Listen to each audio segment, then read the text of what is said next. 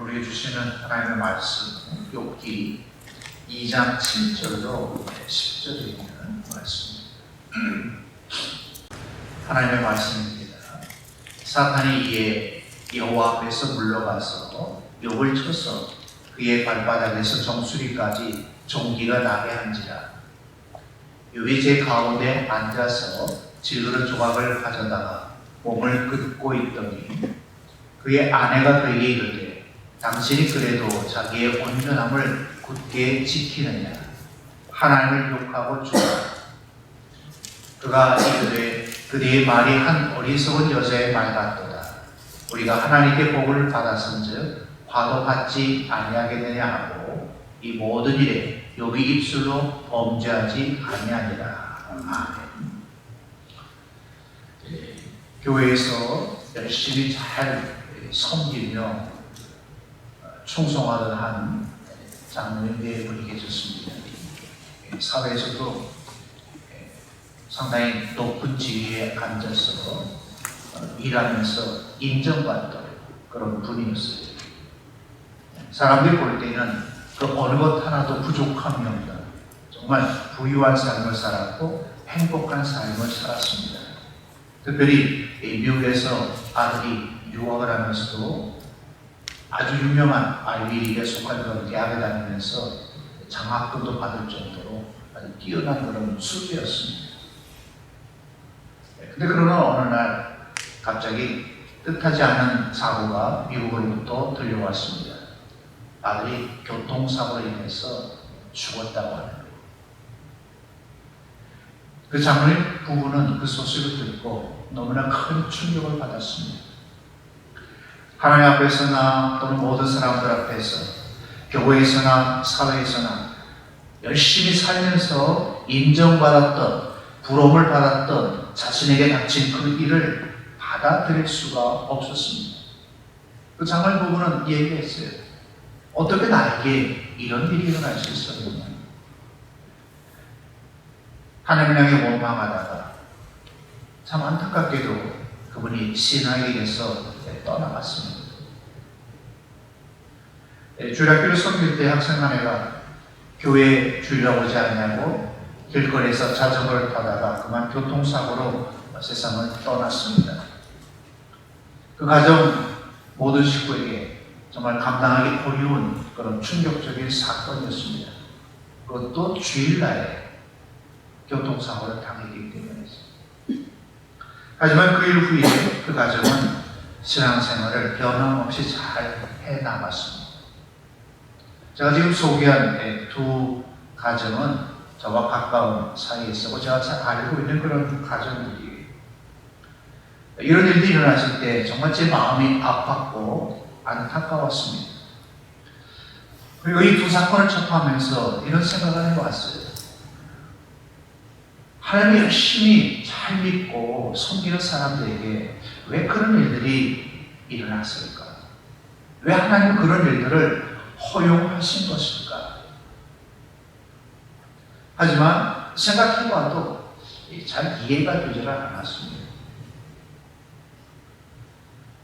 하지만 여러분 우리가 분명히 기억해야 할 것은 우리가 이해할 수 없다고 해도 거기에는 하나님의 뜻이 있고 또 거기에는 하나님의 계획이 있다고 하는 거예요. 이제는 나 곧 내가 그인 줄 알라. 나와 함께하는 신이 없도다. 내가 죽이기도 하며 살리기도 하며 상하게도 하며 낫게도 하리니 내 손에서 능히 건질 자가 없도다. 신명기 32장 39절에서 말씀하신 대로 비록 내가 이해가 되지 않지만 우리 삶 속에서 일어나는 모든 일들을 우리가 바라보면서 하나님의 주권을 인정해야 한다는 거예요. 이것은 하나님이 하신 일이다. 그것이 나에게 좋은 일이든 그것이 나에게 나쁜 일이든 이 모든 것들은 다 누가 하신 것인가? 하나님이 하신 거라는 거죠. 오늘 본문에 욥이 나오는데요. 욥기 1장과 2장을 읽어보면 정말 연속적으로 아주 비극적인 그런 사건들이 계속해서 발생합니다. 이해할 수 없어요. 하나님 물론 세상에서도 상선벌악이라고 하는 그런 교훈을 우리에게 주고 계십니다. 착하게 살고 선하게 사는 복을 받고, 그죠? 악하게 살고 또 죄를 범하는 사람은 벌을 받는다. 그런데 여러분, 벌을 받을 만한, 비극적인 일을 맞이할 만한 그런 잘못은 한 적이 없어요. 그 어떤 이유도 찾아볼 수가 없습니다. 그는 순전하고 정직하고 하나님을 경외하는 사람이라고 욥기는 분명히 증거하고 있습니다. 그렇기 때문에 욥에게 일어난 그 일을 우리가 이해할 수가 없는 거예요.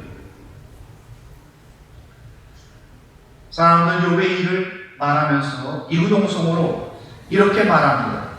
하나님이 계시다면 어떻게 그런 일이 욥에게 일어날 수 있느냐는 거죠. 하나님이 계신다는.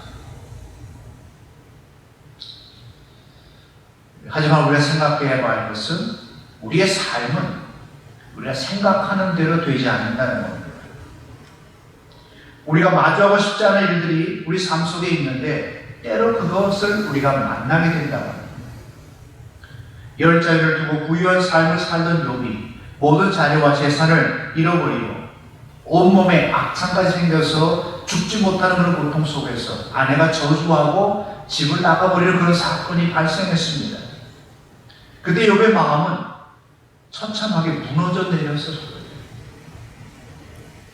웬만한 사람 같은 마음에 이런 사건에서 이런 일이 발생하면 아마 자살했을 것 같아요. 하지만 여러분, 하나님을 향한 욥의 마음은 전혀 흔들림이 없었습니다. 그는 이렇게 고백했습니다. 10절에서 우리가 하나님께 복을 받았습니다. 과도 받지 아니하겠느냐 하고 이 모든 일에 욥이 입술로 범죄하지 아니하니라. 복을 주시는 자도 하나님이고 과를 주시는 자도 하나님이라는 거죠. 그러면서 그 입술로 범죄하지 않았다고 했습니다. 우리가 복을 받을 때는 우리 입에서 하나님 감사합니다고 하는 말을 자주 하게 됩니다. 그걸 기뻐해요. 그런데 여러분, 내게 어려움이 왔을 때, 상상하지 못한 큰 사건이 발생했을 때, 과연 욥과 같은 비극적인 삶이 내게 일어났을 때, 그때도 하나님과 사람 앞에서 하나님 감사합니다라고 말하면서 여러분 기뻐할 수 있습니까? 그 일을 여러분의 마음속에 받아들일 수 있나요? 간호 목사님이 설교할 때 손양원 목사님이 두 아들을 잃고 장례식에서 이야기한 하나님께 드리는 감사의 기도 10가지를 인용할 때가 있습니다. 보통 사람은 생각하지도 못했던 그런 감사 기도를 손양 목사님 장례식에서 행할 때 많은 사람들이 큰 감동과 은혜를 받았어요. 하지만 여러분, 대다수의 많은 사람들, 우리를 포함한 모든 사람들이 이 손양 목사님처럼 그런 일을 만났을 때 하나님의 감사의 기도를 드린다는 것은 결코 쉽지 않습니다. 거의 찾아보기 힘들어요. 저도 생각해 봅니다. 욥이나 손양 목사님이 일어났던 일이 과연 내게 일어났을 때 나도 그렇게 할 수 있을까? 변함없이 하나님 사랑합니다, 감사합니다라고 말할 수 있을까? 그러면서 자신이 없어요.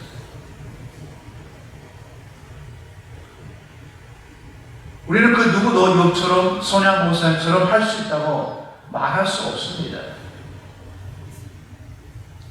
특별히 어떤 사람들은 호언장담합니다. 아니 목사님이 돼갖고 어떻게 그런 자신도 없습니까? 근데 여러분, 호언장담하는 사람들 보면 대부분 다 넘어져요.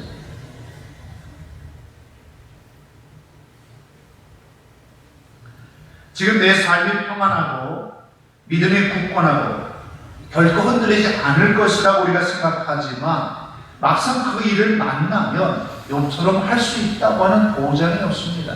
확신이 없어요. 두렵고 떨리기도 하고 너무나 큰 고통 속에서 낙심하고 좌절할 수 있기 때문입니다. 하지만 분명한 것은 우리가 어려운 일을 만났을 때 그때 우리의 신앙, 우리의 믿음이 진짜인지가 증명이 되고 빛이 나. 그러니까 평상시는 내가 믿음이 있는지 없는지 잘 모르겠다, 우리가 그렇게 말하고 생각할 때가 있어요. 하지만 막상 어떤 큰 일을 만났을 때 그때 여러분의 믿음은 증명된다고 하는 거죠.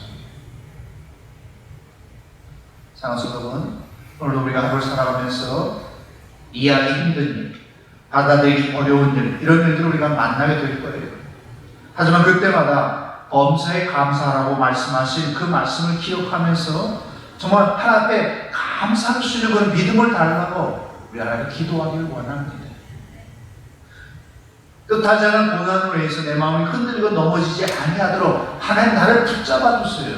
우리가 하나님 앞에 그걸 기도하면서 나의 삶을 하나님께 맡기기를 바랍니다. 그러면 지금은 내가 자신 없지만 막상 그런 일들을 만났을 때 하나님 사랑합니다, 하나님 감사해요 하는 그런 고백을 할 수 있습니다. 믿음의 흔들림 없이 우리가 믿음 안에서 승리할 수가 있어요.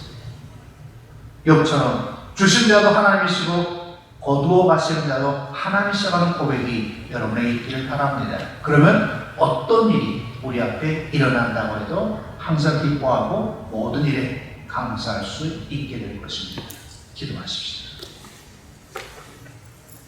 자비하신 하나님, 욥처럼 변함없이 하나님을 경외하기를 원합니다. 하나님을 찬양하며 하나님의 감사의 삶을 살기를 원합니다. 우리의 모습, 참 현재의 모습이 너무나 약하고 부족하지만 하나님께서 붙잡아 주시며 욥처럼 할 수 있음을 고백합니다. 하나님이여 능력의 손으로 저희들을 붙잡아 주시고 우리의 생명이 다하는 그 순간까지 하나님께서 우리의 삶을 인도하여 주시는 가운데 항상 주님의 마음을 기쁘시게 합니다. 하나님의 이름을 찬양하며 또한 감사하는 그런 삶을 살도록 역사하여 주시옵소서. 예수님의 이름으로 기도드리옵나이다. 아멘.